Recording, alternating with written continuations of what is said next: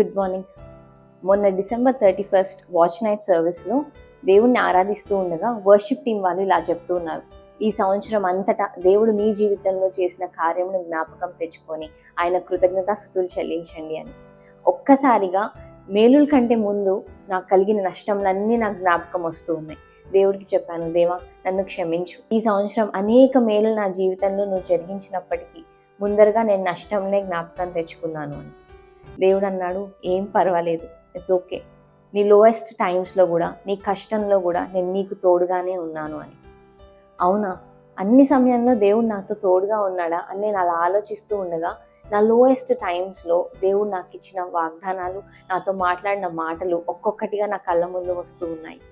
మనం ఒంటరిగా లేము అన్నదానికి రుజువు, మన లోయెస్ట్ టైమ్స్లో దేవుడు మనతోనే ఉన్నాడు అన్నదానికి రుజువు, దేవుడు మనల్ని ఎన్నడూ విడవలేదు అన్నదానికి రుజువు దేవుడు మాట మాత్రమే కదండి.